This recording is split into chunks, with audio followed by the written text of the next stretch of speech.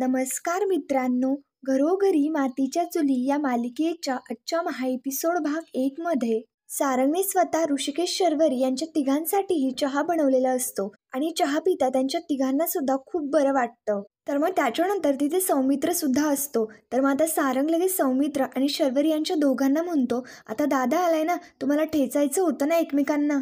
पण ऋषिकेशला काही समजतच नसतं. त्याच्यामुळे ऋषिकेश विचारतो की काय झालंय. शर्वरी सांगणार तेवढ्यातच लगेच सौमित्र शर्वरीचं तोंड दाबतो आणि ऋषिकेशला सांगू लागतो की लहानपणी इने ज्या गरब्याच्या काट्या हरवल्या होत्या ना, त्याचा आळ ती आत्ता माझ्यावरती घालतीये.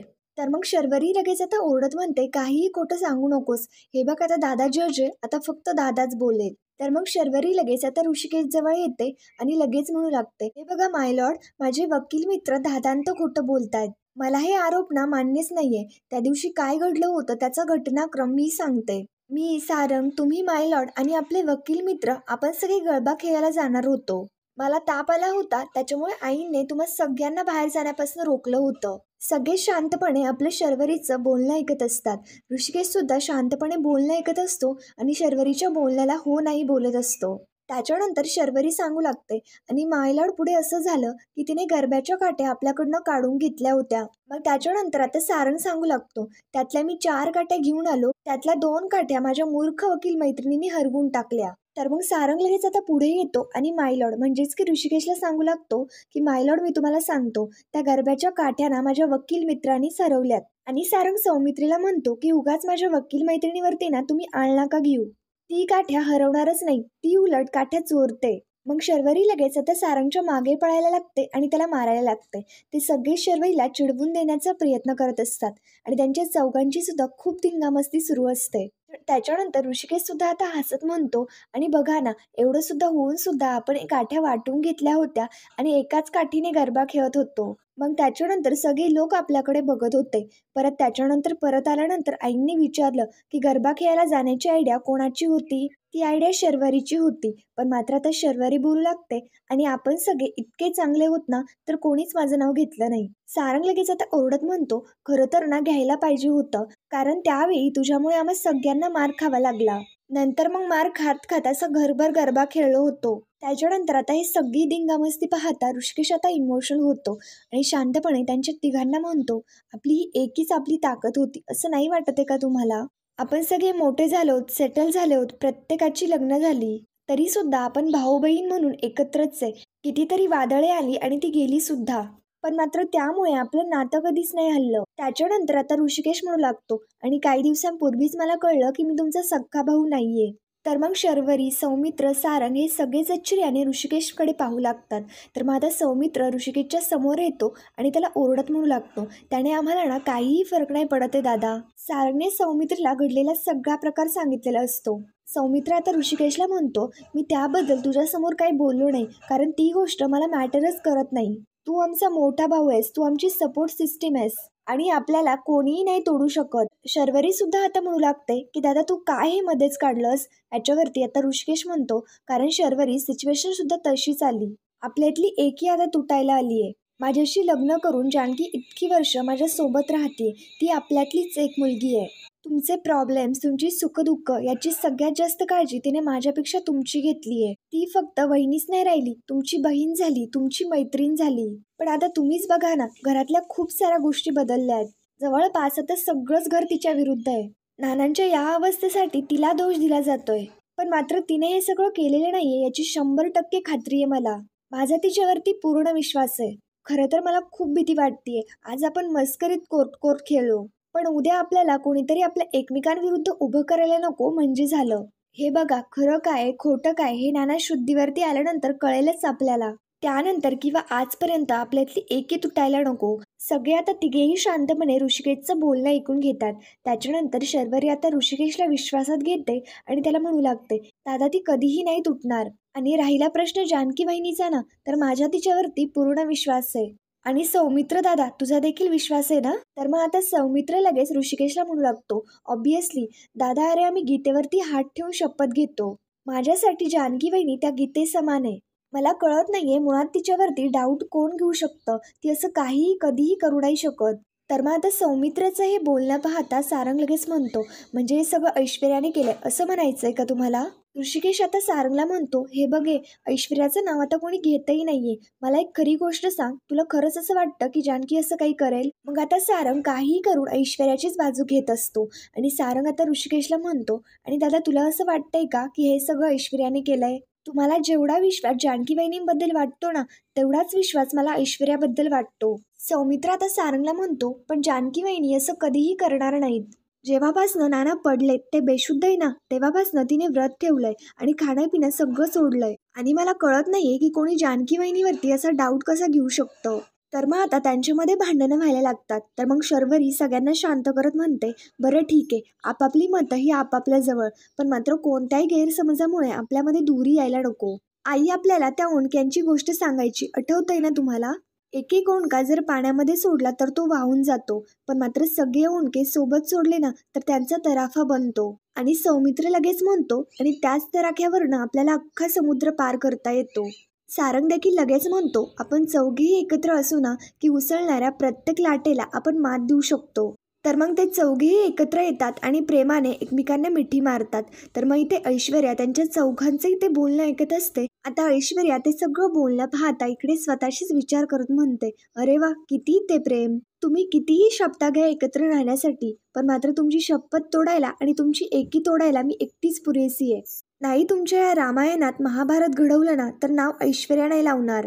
तर मग त्याच्यानंतर इकडे दुसरीकडे जानकी सगळ्यांना प्रसाद देत असते. तर जानकी आजीकडे येते आणि आजींना प्रसाद देते. जानकीच्या पोटामध्ये अन्नाचा एक कणही नसतो, त्याच्यामुळे जानकीला तर चक्कर येते आणि तिच्या डोक्यामध्ये गरगरतं. ते सगळं पाहता आजी आणि सौमित्रा दोघीही जानकीला सावरतात. आणि मग त्याच्यानंतर सौमित्रा जानकीला म्हणत असते, अगं जानकी, काय झालं, चक्कर येते का? आजी आता जानकीला पिण्यासाठी पाणी देत असते, पण मात्र जानकीचं पाणीही न पिण्याचं व्रत असतं. आजी बजरबीने जानकीला पाणी पाजत असते, पण मात्र जानकी सक्त नकार देते. आता सुमित्रा म्हणू लागते, जानकी अगं तू अशी कशी आहे ग? तब्येत बरी नाहीये, जराही खायला तयार नाहीयेस. तर मग जानकी लगेच म्हणू लागते, आई असं काय करताय? हे माझं निर्जळी व्रत आहे आणि नानांसाठी धरलंय मी ते. या व्रतामुळे माझी ताकद कमी झालीये, पण मात्र या व्रतामध्ये इतकी ताकद आहे ना की नाना लवकर बरे होतील, लवकरच ते शुद्धीवरती येतील. आजी आता जानकीला म्हणू लागते, अगं जानकी, नानांकरता इतकं करायला जाऊ नकोस की ज्याने तुला त्रास होईल. पण जानकीला ती गोष्ट सुद्धा चालणार असते, कारण जानकीचं म्हणणं असतं, माझ्या नानांसाठी मी असा कुठलाही त्रास सहन करायला तयार आहे. त्याच्यानंतर जानकी आता नानांकडे जाऊ लागते, कारण देवी आईने तिला जो आशीर्वाद दिलाय तो आशीर्वाद तिला नानांच्या उशाशी ठेवायचा असतो. जानकी लगेच आता हळुवारपणे नानांच्या रूमकडे जाऊ लागते. त्यानंतर सगळ्यांचीच नजर चुकवत एका टोपलीमध्ये एका माणसाने काहीतरी आणलेलं असतं आणि तो नानांच्या रूमकडे चाललेला असतो. इकडे जानकीला धड नानांच्या रूमकडे सुद्धा जाता येत नसतं, कारण जानकी खूपच अशक्त झालेली असते. इकडे दुसरीकडे त्या माणसाने त्या टोपलीमध्ये नाग आणलेला असतो आणि तो नाग आता तो माणूस नानांच्या रूममध्ये सोडून देणार असतो. तर तो माणूस तो नाग नानांच्या रूममध्ये सोडून देतो. ऐश्वर्या सुद्धा ते सगळं पाहत असते आणि हा सगळा ऐश्वर्याचाच प्लॅन असतो. त्यानंतर आता इकडे दुसरीकडे खूपच भयानक गोष्ट घडणार असते आणि तो नाग डायरेक्ट नानांच्या पोटावरती येऊन बसतो. इकडे जानकी हळुवारपणे तर नानांच्या रूममध्ये चाललेलीच असते. आता तो नाग नानांना दंश करणार, तेवढ्यातच लगेच जानकी येते आणि जानकी लगेच नानांच्या समोर हात घेते आणि त्या नागाचा दंश हा जानकीलाच लागतो. ऐश्वर्या सुद्धा खिडकीतून तो सगळा प्रकार पाहत असते आणि तेवढ्यात लगेच तिथे ऋषिकेश येतो आणि ऋषिकेश तो सगळा प्रकार पाहता त्याच्या तर पायाखालची जमीनच सरकते. ऋषिकेश लगेच आता जानकीला सावरतो. त्याच्यानंतर ते शर्वरी, सारंग, सौमित्र हे तिघेही येतात आणि विचारू लागतात की काय झालंय. याच्यावरती ऋषिकेश लगेच घाबरत सांगतो की जानकीला साप चावलाय, साप खिडकीतून बाहेर गेलाय आणि सौमित्रला लगेच डॉक्टरांना फोन करायला लावतो. त्याच्यानंतर ऋषिकेश आता जानकीला उचलून हॉलमध्ये आणतो. तर मग आता सौमित्रा विचारत असते की काय झालंय. तर मग ऋषिकेश सांगतो की अगं, जानकीला साप चावलाय. हे ऐकल्यानंतर तर सगळ्यांनाच खूप मोठा धक्का बसतो आणि सगळेच खूप घाबरून गेलेले असतात. शर्वरी आणि सारंग दोघेही तो साप परत आतमध्ये येऊ नये म्हणून दारं खिडक्या बंद करून घेतात. ऋषिकेश आता इकडे जानकीच्या हाताला घट्ट रुमाल बांधतो. इकडे ऐश्वर्या लगेच आता स्वतःशीच विचार करत म्हणते, या जानकीला ना नुसते मध्ये मध्ये करायची सवय आहे. आता काय गरज होती बरं इथे कडमडायची. सौमित्र डॉक्टरांना फोन करून बोलवतो आणि तो साप शोधण्यासाठी सारंग सर्पमित्राला फोन लावतो. त्याच्यानंतर इकडे ऋषिकेश चाकूने हळुवारपणे जानकीच्या हातातलं ते सापाचं विष सुद्धा काढत असतो. ऋषिकेश आता खूपच घाबरून गेलेला असतो आणि एक एक करत जानकीच्या हातातलं ते विष काढत असतो. शर्वरी, ऋषिकेश सगळे जानकीला उठवण्याचा प्रयत्न करत असतात. ऋषिकेश आता जानकीला त्यांच्या रूममध्ये उचलून घेऊन जातो. त्याच्यानंतर आजी, सौमित्रा, शर्वरी हे चौघी हॉलमध्ये असताना आता सौमित्रा लगेच म्हणते की तेव्हा हे काय होऊन बसलं.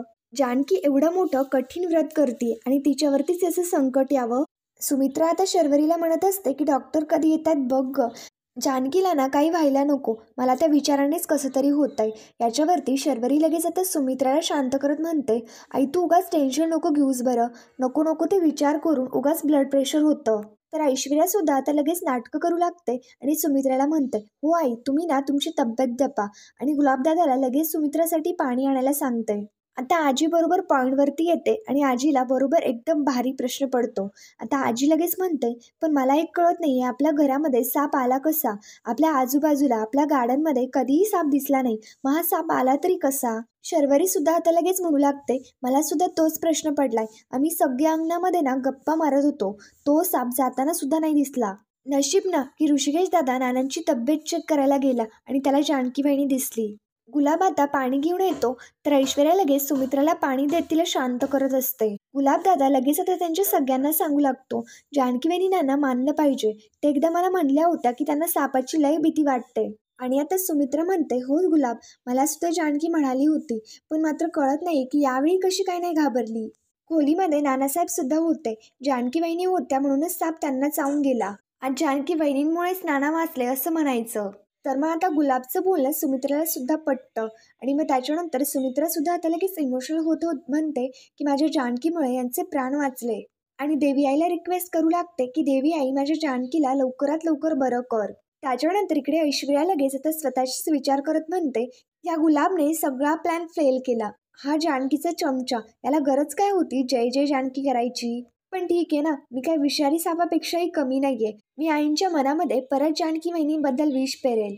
तर मग त्यानंतर आता इकडे दुसरीकडे डॉक्टर जानकीकडे आलेले असतात आणि ते जानकीचे उपचार करत असतात. तर मग आता ओवी सुद्धा तिथेच जानकीच्या उशाशी असते आणि तिला सुद्धा जानकीची खूप काळजी वाटत असते. डॉक्टर त्यांचे उपचार करत असतात, पण मात्र आता ऋषिकेश, सौमित्र सगळेच खूप घाबरलेले असतात. त्याच्यानंतर ओवी आता डॉक्टरांना म्हणते की डॉक्टर काका, माझीही लवकर बरी होईल ना? त्याच्यावरती डॉक्टर म्हणतात की हो बाळा, तुझ्या बाबांनी रुमाल बांधून जो फर्स्ट एड केला ना, त्याच्यामुळे पॉयझन बॉडीमध्ये पसरलं नाही. त्याच्यानंतर डॉक्टर आता जानकीसाठी औषधं लिहून देतात. ऋषिकेश आता डॉक्टरांना म्हणतो, डॉक्टर काही काळजी करण्याचं कारण नाहीये ना? याच्यावरती डॉक्टर म्हणतात की काहीही नाहीये, शी इज आउट ऑफ डेंजर. डॉक्टरांचं हे सगळं बोलणं पाहता सौमित्र लगेच आता इकडे हॉलमध्ये निघून येतो. इकडे दुसरीकडे हॉलमध्ये शर्वरी, आजी, ऐश्वर्या हे सगळेच इकडे तिकडे ते साप शोधत असतात, कारण त्यांना असं वाटत असतं की तो अजून सुद्धा घरामध्येच असेल तर. तेवढ्यात लगेच आता तिथे सौमित्र येतो आणि सारंगला घेऊन साप शोधण्यासाठी बाहेर जाऊ लागतो. ते दोघेही जाऊ लागतात तर सुमित्रा त्यांना थांबवून घेते आणि म्हणते, नाही नाही, काहीही गरज नाहीये, कोणीही घराबाहेर जायचं नाही. सारंग आता म्हणतो, बरं ठीक आहे आई, नाही जात, पण मात्र सगळ्या घराभोवती ना सल्फरची पावडर टाकून देतो. सल्फरची पावडर टाकली ना तर परत साप घरामध्ये येत नाही. इकडे ऐश्वर्या आता स्वतःशीच विचार करत असते की त्याने तो साप नीट नेला असेल ना, नाहीतर तो साप परत घरात यायचा आणि उलट मलाच चावायचा. इकडे दुसरीकडे तो माणूस 2 तासापासून साप बाहेर बंगल्याच्या बाहेर शोधत असतो, पण मात्र त्याला तो साप कुठेही भेटत नसतो. इकडे दुसरीकडे डॉक्टर जानकीला नेमकं काय काय पथ्य आहे ते ऋषिकेशला समजावून सांगतात. डॉक्टर आता ओवीला म्हणतात की बाळा, तू आईच्या पथ्य पाण्याकडे आणि खाण्यापिण्याकडे लक्ष द्या. याच्यावरती ओवी सुद्धा हो बोलते. तर मग आता ऋषिकेश आणि डॉक्टर तिकडनं रूममध्ये निघून जातात. इकडे ओवी जानकीची काळजी घेत असते. त्याच्यानंतर डॉक्टर आणि ऋषिकेश दोघे इकडे हॉलमध्ये येतात. तर मित्रांनो, महा एपिसोड भाग 2 पाहण्यासाठी आमच्या शिव मराठी या चॅनलला लगेच सबस्क्राईब करा. थँक्यू.